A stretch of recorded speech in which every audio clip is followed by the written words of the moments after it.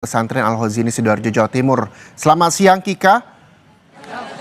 Kika, saat ini Ya, selamat seperti siang, apa Reza dan juga kondisinya saudara. dan penggunaan alat berat juga sudah dilakukan. Di mana saja yang menjadi titik fokus pencarian? Untuk titik fokus pencarian saat ini juga masih terus dilakukan, terutama di lokasi reruntuhan bangunan dari Pondok Pesantren Al-Hozini Sidoarjo, Jawa Timur. Namun saat ini saya sudah bersama dengan Wakil Gubernur Jawa Timur, Bapak Emil Elistianto Dardak, dan juga bersama dengan Ibu Wakil Bupati Sidoarjo, Ibu Mimi Idayana. Assalamualaikum warahmatullahi wabarakatuh. Iya, tadi sudah diputuskan pukul 11.30 penggunaan alat berat ini sudah dilakukan, Pak. Bagaimana? Kami mengapresiasi leadership dari Kepala Basarnas dan Kepala BNPB. Tadi Pak Lejen Suharyanto, Pak Lejen Syafi'i bersama Ibu Gubernur. Jadi dari tadi malam setelah melakukan evakuasi relatif beberapa santri bisa dievakuasi dan langsung dibawa ke rumah sakit ya. Kemudian terus ditelusuri. Kenapa saya hari ini kesini? Saya saat ini kesini karena kemarin saat bertemu dengan wali santri atau orang tua dari santri atau keluarga dari santri, saya selalu menekankan kita berdoa dan memberikan harapan yang terbaik lah, dari berharap yang terbaik dari petugas, tapi beri mereka kesempatan untuk bekerja. Jadi, namun setelah diputuskan tadi, kita juga harus segera mengambil keputusan untuk mengevakuasi reruntuhannya, karena apabila di dalam sana ada santri yang dalam keadaan meninggal, tentu harus diselamatkan jasadnya. Inilah langkah yang diambil dan tentunya kami harus menyampaikan kepada orang tua keputusan diambil, menjelaskan kembali dan ya tentu tidak mudah bagi mereka untuk menerima. Ada Bu Wakil Bupati, ada Ibu Wakil Ketua DPRD, kami tadi bersama-sama ya, tentu orang tua di sini masih mungkin di pertemuan pertama, kedua tadi masih kayak mimpi, kayak shock. Jadi dijelaskan lagi, diberi pengertian lagi untuk mengetahui betul bagaimana keputusan-keputusan yang sangat sulit ini tadi akhirnya diambil. Pak, artinya proses evakuasi ini masih akan terus berlanjut sampai kapan, Pak? Nah, ini pertanyaan yang ditanyakan oleh orang tua juga tadi, karena mereka ingin kepastian kalau memang betul anaknya telah menjadi korban dari peristiwa ini, bagaimana bisa bertemu dengan jasadnya. Nah, tapi sekali lagi di saat yang sama ada juga bertanya, Pak, bisa dengan kehati-hatian, jangan sampai jasadnya itu kemudian ya terdampak negatif dari proses pencarian itu sendiri karena menggunakan alat berat. Tadi juga saat saya bicara dengan pimpinan koordinatornya dari ahli struktur ITS, Pak Muji, apa langsung ada di sana masih ada jasad, kita masih memuliakan mereka.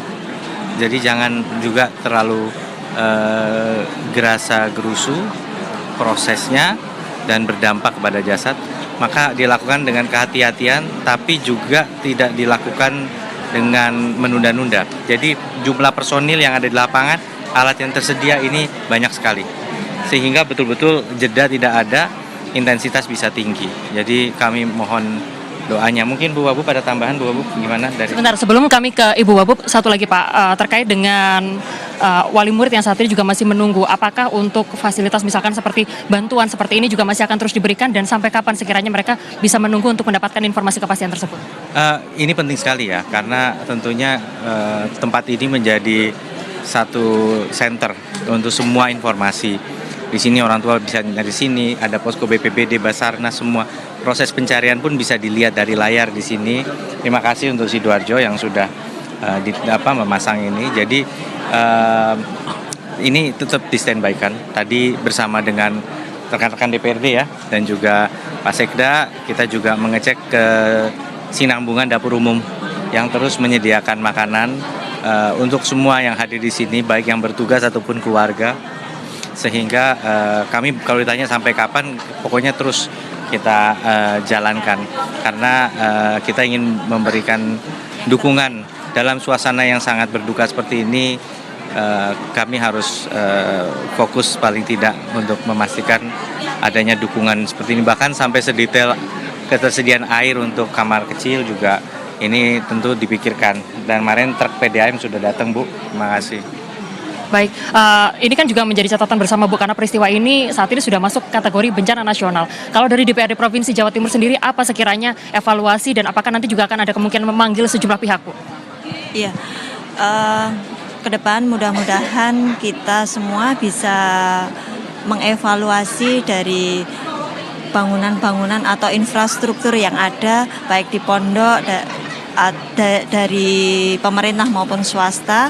Jadi kita mungkin berikan fasilitas untuk konsultan bangunan yang lebih baik, dan mungkin kita ada pendampingan seperti itu biar bangunan-bangunan atau infrastruktur yang dibangun oleh pihak-pihak mungkin swasta ataupun pemerintah itu bisa sesuai dengan standar. Baik, itu tentunya akan menjadi catatan tersendiri Ibu ya ke depannya, supaya peristiwa serupa tidak terjadi lagi seperti saat ini. Ya, baik. Kepada Ibu Mimi Idayana, Wakil Bupati dari Sidoarjo, tadi sempat mendengar langsung bagaimana apa kemudian yang disampaikan oleh para wali murid, orang tua yang saat ini sedang menanti, Bu, kabarnya. Bagaimanapun mereka masih menunggu bagaimana untuk supaya anak mereka bisa dipulangkan seperti itu, Bu. Pertama-tama kita harus menenangkan dulu ke dua orang tua ini, karena memang masih gimana-mana masih shock, sangat shock sebenarnya. Dan mereka sudah ikhlas. Intinya orang tua ini segera dievakuasi dan diketemukan dan segera dimakamkan kalau memang sudah diputuskan untuk melakukan pengambilan dengan alat-alat berat ini. Yang hari ini sudah ada kesepakatan untuk menurunkan alat berat ini, segera mengambil puing-puing mulai dari atas sampai ke bawah. Jadi bisa segera diketemukan. Ibu, tentunya tidak semua wali murid bisa datang ke sini untuk bisa langsung menyaksikan proses ini. Kepada wali murid mungkin yang sekarang sedang di rumah dan menantikan proses ini berlangsung, pesan apa, pesan penguatan apa yang kemudian ingin disampaikan kepada para wali murid yang sedang menanti kabar ataupun anggota keluarga yang lain? Pesan, ya, pertama-tama saya turut berduka cita atas musibah ini, dan untuk orang tua yang mengalami ini supaya lebih ikhlas, tawakal lagi kepada Allah, karena semuanya ini adalah takdir dari Allah dan kita harus bersama-sama berdoa mudah-mudahan ini tidak terjadi lagi di semua pesantren-pesantren yang ada di lingkungan kita. Jadi kedepannya saya lebih mengutamakan nanti pendekatan kepada pesantren-pesantren yang ada di Sidoarjo terutama.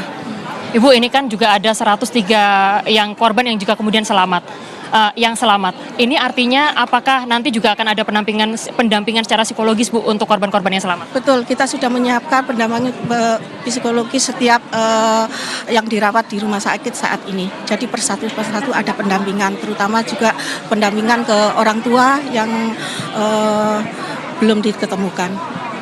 Baik, terima kasih untuk waktunya bersama kami di Kompas TV. Setelah ini langsung ninjau lagi, Mas?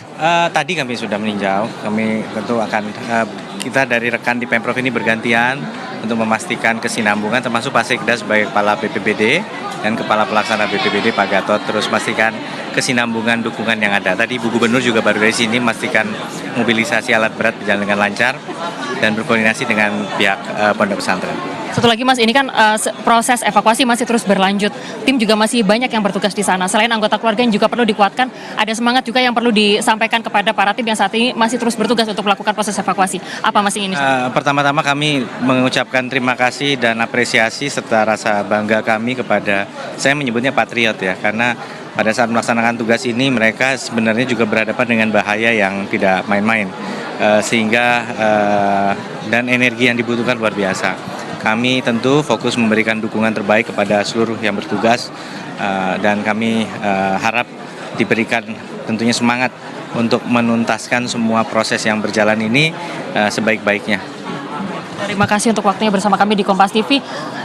Dan juga itulah tadi seperti yang tadi, baik, terima kasih. Itu tadi yang juga kemudian disampaikan dari Wakil Gubernur Jawa Timur Emil Elistianto Dardak, lalu juga ada pimpinan dari Wakil DPRD Provinsi Jawa Timur yang menyatakan bahwa nanti untuk proses evaluasi terhadap bangunan ini juga masih akan terus dilakukan, dan juga sejumlah pihak juga pastinya nanti akan dipanggil untuk dimintai keterangan dari DPRD Provinsi Jawa Timur. Penguatan juga disampaikan oleh Wakil Bupati Sidoarjo yang menyatakan bahwa penguatan semangat, meskipun wali murid juga sudah menyatakan bahwa ikhlas karena di hari keempat proses pencarian ini juga masih belum menemukan titik terang.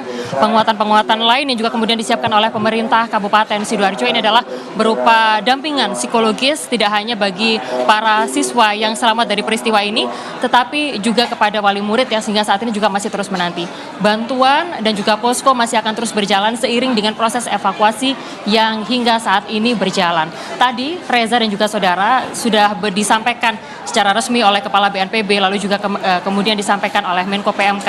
Ada sejumlah strategi yang saat ini dilakukan oleh sejumlah pihak, oleh tim penyelamat untuk melakukan proses evakuasi di Pondok Pesantren Al-Qazini Sidoarjo, Jawa Timur, yang mana tadi sudah ditetapkan pada pukul 11.30 waktu Indonesia bagian Barat menggunakan alat berat. Proses evakuasi menggunakan 5 unit crane untuk kemudian melakukan upaya pembersihan seperti itu di lokasi kejadian. Pemilihan penggunaan alat berat atau crane ini bukan tanpa alasan, melainkan sebelumnya sudah dilakukan proses asesmen seperti itu. Jadi dari pihak Basarnas ini juga sudah menggunakan sejumlah teknologi, mulai dari kamera maupun alat-alat detektor untuk kemudian memastikan bahwa di lokasi tersebut ini tidak ada tanda-tanda kehidupan, sehingga hal tersebut yang juga kemudian menjadi salah satu alasan dari tim SAR kemudian menggunakan alat berat. Selain itu juga tadi kemudian dipastikan dari pihak anggota keluarga, perwakilan, wali murid dan juga keluarga yang juga kemudian tadi sudah memberikan surat pernyataan yang menyatakan bahwa sepakat untuk penggunaan alat berat ini akan dilakukan, maka akhirnya diputuskanlah bahwa proses penggunaan alat berat ini akan dilakukan untuk proses evakuasi terhadap reruntuhan yang ada di Pondok Pesantren Al-Qazini Sidoarjo, Jawa Timur. Tidak hanya itu, untuk memastikan bangunan-bangunan di sekitar lokasi ini aman dan tidak ada orang seperti itu, pihak dari tim SAR juga kemudian melakukan upaya sterilisasi, terutama untuk bangunan-bangunan bertingkat seperti itu, sehingga hal ini nantinya diharapkan tidak mengganggu proses evakuasi yang juga kemudian sedang berlangsung pada hari ini. Reza dan juga saudara, sebelumnya proses evakuasi ini berlangsung selama 24 jam, selama 3 hari terakhir. Namun setelah kemudian ada berbagai macam pertimbangan yang juga kemudian tadi disebutkan, untuk proses evakuasi akan dilakukan pada saat ada cahaya matahari atau pada saat pagi sampai dengan sore hari, dan kemudian tidak dilanjutkan di malam hari karena sejumlah faktor, diantaranya adalah faktor pencahayaan, sehingga inilah yang juga kemudian menjadi opsi untuk proses pencarian atau perbedaan mekanisme proses evakuasi yang sedang berlangsung di Pondok Pesantren Al-Qazini Sidoarjo, Jawa Timur. Demikian Reza. Baik, terima kasih jurnalis Kompas TV Kika Madona dan juga juru kamera Andika Pratama atas informasinya. Kita berharap bahwa pencarian dilancarkan hari ini dan petugas sudah menggunakan alat berat untuk mencari korban Pondok Pesantren Al-Qazini yang ambruk. Terima kasih jurnalis Kompas TV Kika Madona. Dan saudara, informasi terbaru soal pencarian korban Pondok Pesantren